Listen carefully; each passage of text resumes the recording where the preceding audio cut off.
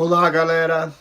No vídeo de hoje eu vou trazer um bate-papo aí que eu tive no final de 22 com o ex-assistente Adnilson Pinheiro.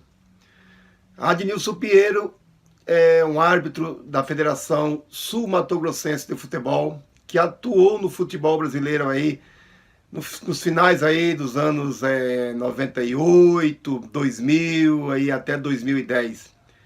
Adnilson tem uma história bonita na arbitragem. Foram 17 anos como árbitro, como assistente. Desses aí, 13 anos foram no quadro da CBF. E também tem uma história triste aí, um erro que ele, o ex-árbitro Zequeto, né, mais o Paulo César Farias, que era o trio famoso da Federação Sul-Mato-Grossense na época, cometeram numa partida em Santa Catarina, Figueirense e Botafogo. Na época, esse jogo aí foi muito comentado, trouxe punições aí para a equipe de arbitragem seríssimas. O Zequeto nunca mais atuou numa partida de futebol e o Adnilson continuou, mas assim, nunca esqueceu aí esse fatídico dia aí, né? Esse erro aí que inclusive ele conta no vídeo. Esse encontro foi no final do ano, foi durante as festas natalinas. O Adnilson mora em Iviema, que é um município próximo, cerca de 100 quilômetros de Naviraí, onde reside uma irmã minha.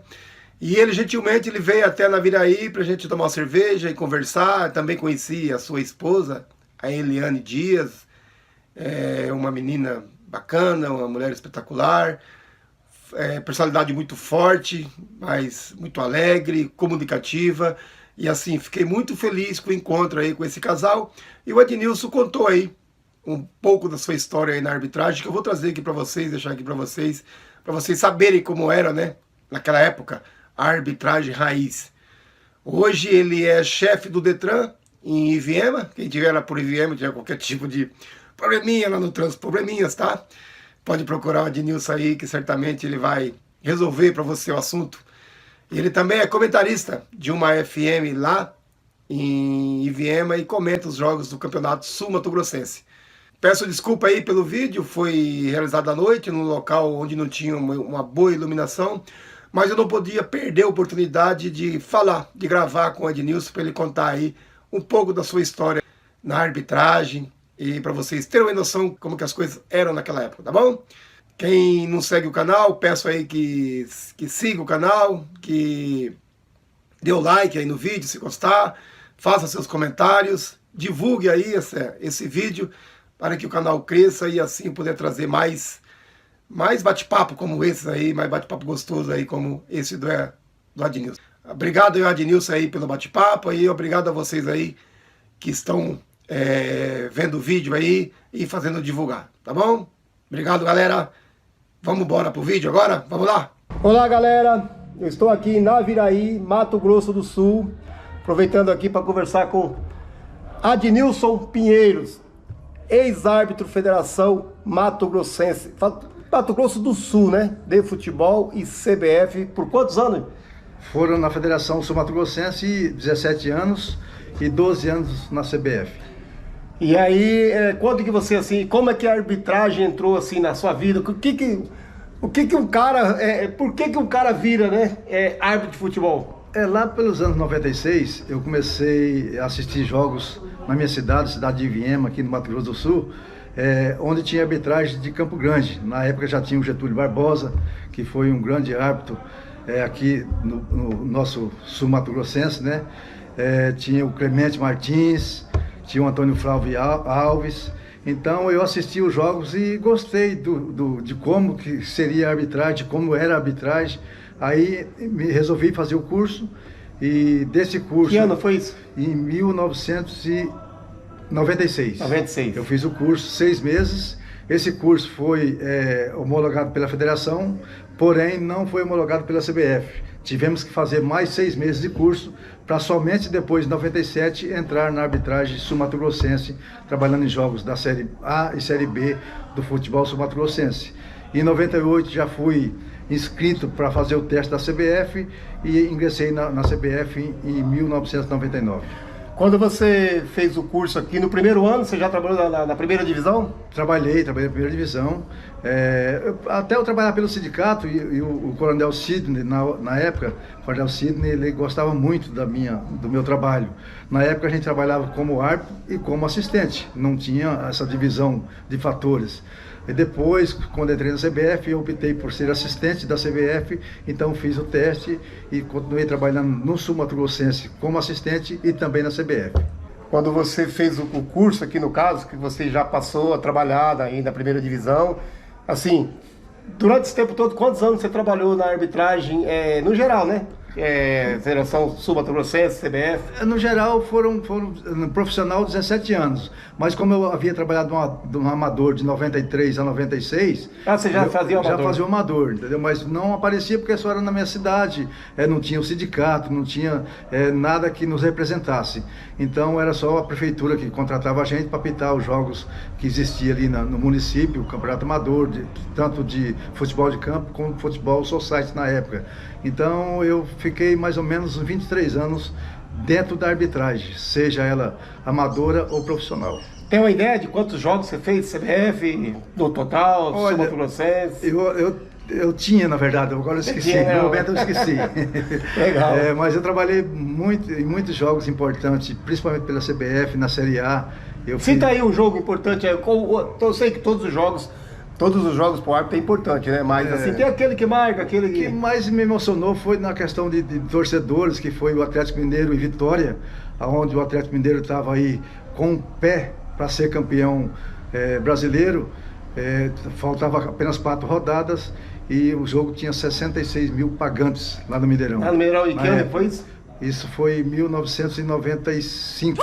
Isso aqui a gente força bastante a memória, né? Pra gente ter os dados. Foi um jogo eletrizante por conta do número de torcedores, porque eu nunca tinha visto aquilo. Eu já havia trabalhado no Morumbi, no Palestra na época, no campo do Palmeiras, já tinha trabalhado no Beira Rio, mas com a quantidade de torcedor que lá nunca tinha trabalhado. Então aquilo lá me emocionou bastante.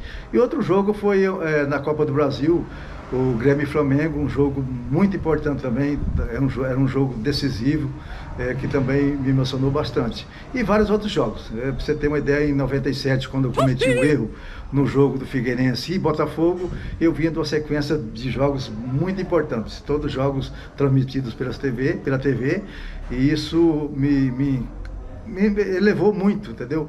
Aí acabei cometendo um erro, fui punido na época. Fala do erro. Em seguida começaram as polêmicas. Felipe Santana atropelou o Jorge Henrique dentro da área. O árbitro Elvésio Zequeto deu apenas tiro livre indireto. Não foi um jogo perigoso. Houve contato físico entre jogadores. Para caracterizar o jogo perigoso, não pode haver contato físico.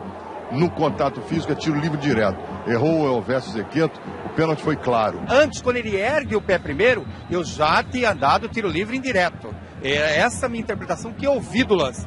Depois, aí a partida já está paralisada, se houve algum enrosco, aí já não... Era isso que eu observei. Em seguida, mais discussão.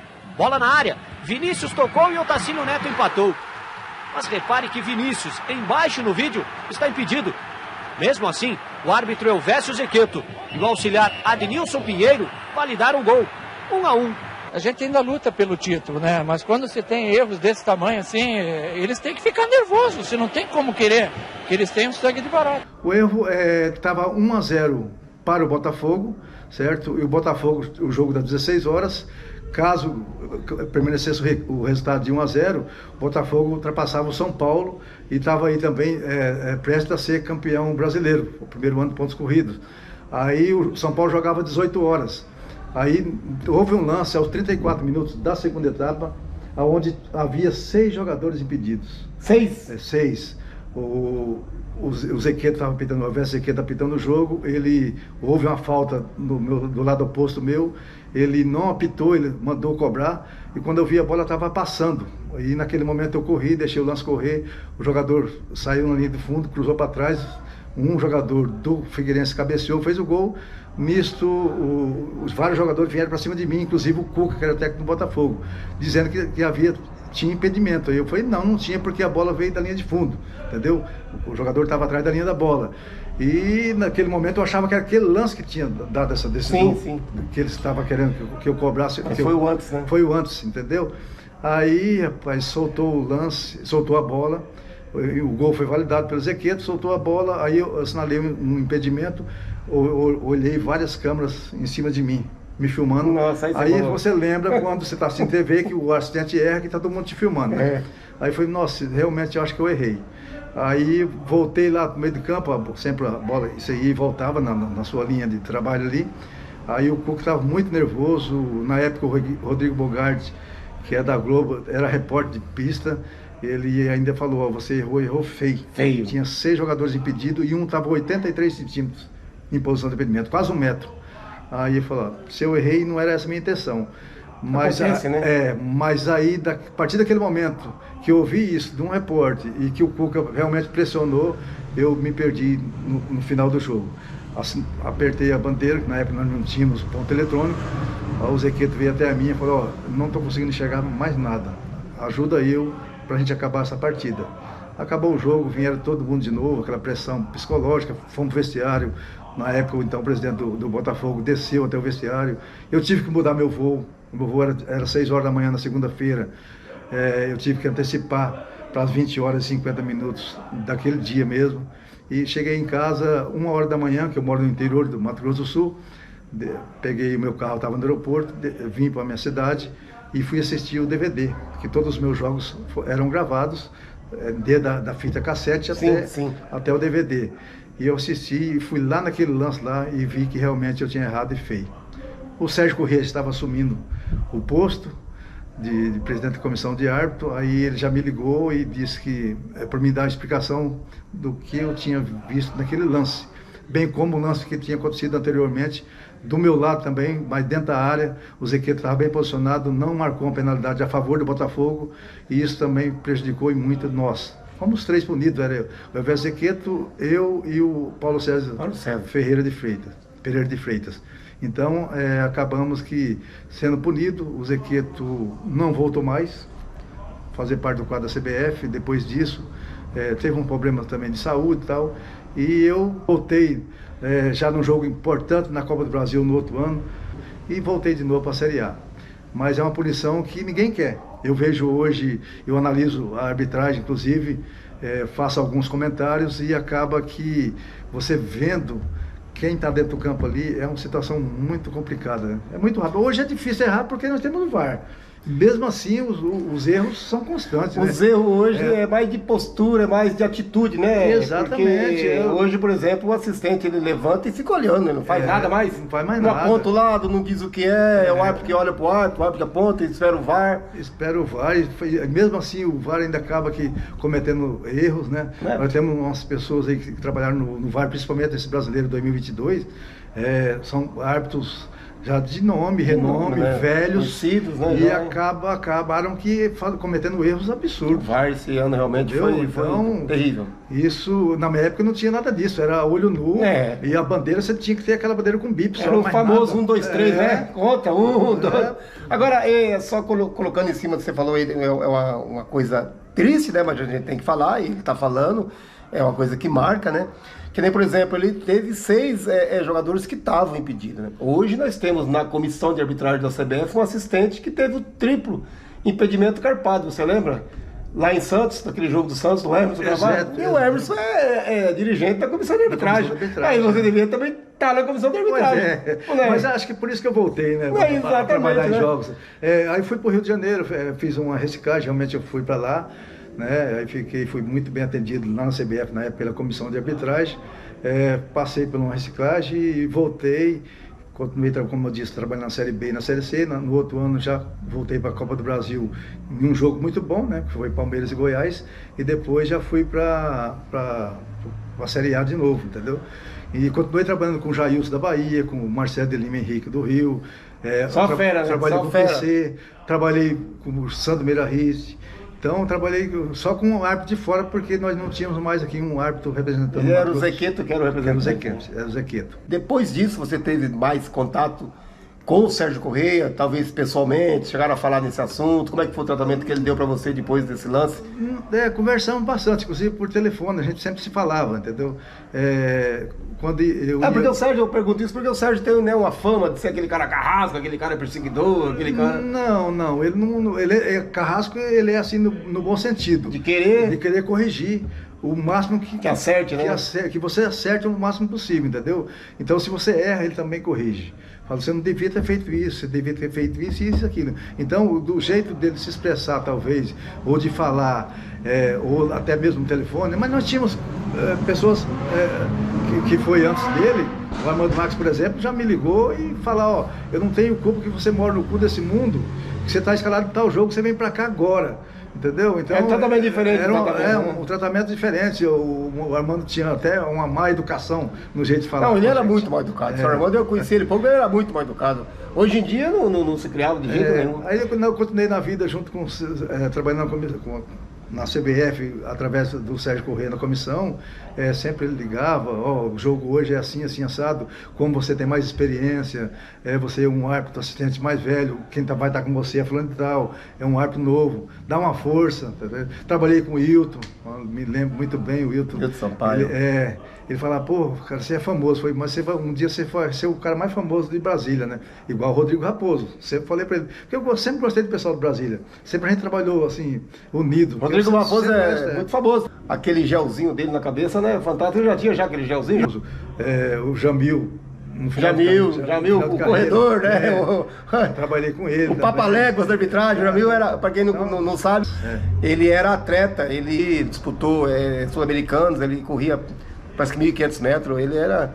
O negócio era bom na pista. Mas aí voltando, né, já que você falou dessa coisa ruim que aconteceu, mas que infelizmente, quantos árbitros, né, quantos já não passaram por isso, dão uma volta por cima, assim como você deu a volta por cima e continuou trabalhando. Trabalhou em muitas finais? Aqui no Sul Mato Grossense, sim. Eu trabalhei em 13 finais de Campeonato Sul Mato Grossense e uma no Mato Grosso. Mato Grosso. Fui lá na Primavera do Leste e misto de Cuiabá. Uma final também, com 18 minutos, saiu uma enorme confusão, Getúlio Barbosa apitando, mas foi um jogo bom também. E se trabalhar em outro estado, uma final, é diferente, né? Porque as pessoas acabam te respeitando mais. Aqui no Sul Mato Grossense, todo mundo conhece todo mundo, jogadores, até os que vêm de fora, nossos jogadores que vêm para o Sul Mato Grossense, a maioria são do estado de São Paulo, ou Paraná, ou até mesmo Santa Catarina, mas a maioria do estado de São Paulo, então, da região de Sorocaba, certo? Ribeirão Preto. Então, o jogador eles acabam te conhecendo por estar em sequências todo ano aqui no Mato Grosso do Sul, disputando o campeonato estadual. Ô Adilson, assim, quando você encerrou a carreira, quando você parou com a arbitragem, parou assim, entre aspas, você continuou, você fez mais alguma coisa, trabalhou no sindicato, você trabalhou assim, de assessor da federação local ou da CBF, ou trabalha hoje, como é que, o rádio, por exemplo, televisão, o que você fez? Quanto à federação, ou sindicato, ou comissão de arbitragem, eu não trabalhei. Eu encerrei a minha Nunca carreira. teve interesse? Nunca. Até porque eu sou do interior. É longe, né? É longe, e fica difícil ir para reuniões, ir para o sorteio da arbitragem. Então, o Adnilson, para quem não sabe, ele mora em Iviema, no Mato Grosso, que é uma cidade aqui próxima, aqui vizinha. Daqui a Campo Grande dá quantos quilômetros? Daqui a Campo Grande dá 330, então, né? Fica muito difícil, né, você participar, né? Tem que ir para lá. Mas eu fui pro rádio, certo? Foi pra rádio? Comentarista de arbitragem, certo? Do Campeonato Sul Mato Grossense, do Campeonato Brasileiro transmitido, a gente transmitia pelo rádio também. Legal, né? mas aí se você fazia arbitragem ou o jogo todo? A arbitragem, depois eu acabei tendo que fazer o jogo todo, porque o rapaz que trabalhava com a gente, que era comentarista esportivo, ele foi para ser técnico de futebol. Então eu acabei fazendo o jogo todo, igual estou fazendo até hoje. Entendeu? E como é que você, assim, conciliava, né, assim, porque quem da arbitragem sabe, mas quem é de fora às vezes não sabe. Porque o árbitro, quando ele é escalado, ele tem que ir, mas ele tem o trabalho dele. E aí, como é que você fazia? Porque você é funcionário público. Exatamente. Entendeu? E como é que você fazia para fazer o trabalho, a arbitragem, e isso não prejudicar nenhum lado e nem outro? Então, eu sou funcionário público, sou diretor do Detran de Iviema, né, aqui no Mato Grosso do Sul, há 37 anos. Então, toda a troca de governo, ou seja, toda a transição do governo, eu tinha que fazer um documento, e lá na governadoria protocolar, certo? Informando que eu era um árbitro de futebol da CBF e que se fosse escalado eu teria que cumprir escala, tal, para não ser punido, até, e que representava o estado do Mato Grosso do Sul. Então, era de boa. Nunca teve problema? Nunca tive problema. Eu já fiquei 15 dias sem vir aqui no Mato Grosso do Sul. Foi mesmo? Já saí uma viagem para outra? Saí de escala de São Paulo e ia lá para Porto Alegre, ou de Porto Alegre ia para Fortaleza. Então, eu saía escala na terça, na sexta, na Série B, no domingo na Série A. Então, viajava bastante sem vir aqui no Mato Grosso do Sul. Mas, para isso, eu tinha uma funcionária que me representava no meu órgão. Né? E isso nunca, assim, você nunca sentiu que isso te prejudicou no serviço público? Não, nunca prejudicou, até porque os diretores, que são superiores a mim, eles adoravam, e todo mundo gosta de futebol, na verdade. Sim. Então o futebol acaba que abrindo um leque para quem trabalha nele, ter uma fama, certo? E ter um apoio quando você precisa. Então eu tive esse apoio a vida inteira de toda a diretoria que passou durante esses anos que eu estou no serviço público. E com a família, como é que foi? Sempre de boa? Sempre de boa. Quando você fez o curso, você entrou, você já era casado? Foi depois? Já era casado. Então hoje eu sou separado, tenho uma nova família, mas na época a minha família aceitou de boa, porém eu deixei de participar, só não de batizado, mas de crisma. Eu sou da Igreja Católica, de tudo, crisma, né? Não tem tempo para lá, né? Primeira comunhão, era casamento do irmão, não tinha como ir, né? Porque... Perdia tudo. E, então eu tinha que conciliar com isso daí. A família talvez não gostasse, mas também não me desafiava. Entendia, né? Porque também estava vivendo ali fazer o que eu gostava. E que eu gosto até hoje, que eu gosto da arbitragem até hoje. Tanto é que quando eu pego as minhas coisas lá, eu tenho foto com você, inclusive, eu começo a olhar aquelas fotos do passado. Então isso dá uma saudade. Quando chega final de ano, final de Campeonato Brasileiro, por exemplo, dá uma emoção. Não igual a Copa do Mundo, né? Porque você fica revoltado porque você sabe que a nossa seleção teria que ter um jeito de jogar para chegar ao título. Mas, porém, nós tínhamos lá os árbitros nos representando e representaram muito bem. Representaram muito bem, né? Assim, o Adnilson, assim, eu só tenho a agradecer, tá? Como eu disse aqui, ele mora aqui próximo, ele não é daqui, ele veio até aqui na Viraí, gentilmente aqui para atender. Desculpa aí, né, pela iluminação, porque não estamos assim com material assim apropriado para fazer uma gravação, mas eu não poderia perder essa oportunidade de falar, para ele contar um pouco da história dele. Eu agradeço, tá? Eu agradeço a sua participação. Quiser deixar um recado aí pro pessoal aí, Eu que agradeço e torço para toda a arbitragem brasileira que neste ano 2023 tenha o maior êxito possível em seus trabalhos, certo? Eu torço mesmo. Lógico que nos meus comentários, muitas vezes eu acabo exagerando em comentar um erro que talvez não foi do jeito que aconteceu, mas isso faz parte da minha profissão hoje, certo? E quando eu era árbitro também eu recebia muitas críticas e isso tem que fazer parte da nossa vida. Quem é árbitro sabe como é que funciona e tem que aceitar, seja as críticas boas ou seja as críticas ruins. Tem que entender, né, pessoal? O Adnilson, ele foi assistente e passou por avaliações. Hoje, ele faz as avaliações, faz as críticas, faz os elogios, e isso tudo faz parte. Hoje, quando ele estiver fazendo um comentário, não é o Adnilson árbitro. Ele foi árbitro. Hoje, ele é o profissional que faz os comentários, faz as análises e tem que ser cobrado por isso. Exatamente. Tá bom, Adnilson? Obrigado, tá? Obrigado. Fala aí. Vocês aí que assistiram aí esse pequeno bate-papo aí, que gostaram, que curtiram aí, entra aí na página, curte aí, deixa o seu comentário, faça as perguntas. Se quiser fazer perguntas pro Adnilson, pode fazer, que eu envio para eles, entendeu? Aí se inscreve aí no canal aí, o canal do Apito aí, que a gente vai seguindo, colocando outras entrevistas, outros árbitros aí, não só agora os árbitros do momento, mas sim árbitros também que trabalharam em outros tempos, em outras épocas, outros tipos de arbitragem, mas que deram assim a contribuição fundamental. Sem eles hoje não teria a arbitragem que temos hoje.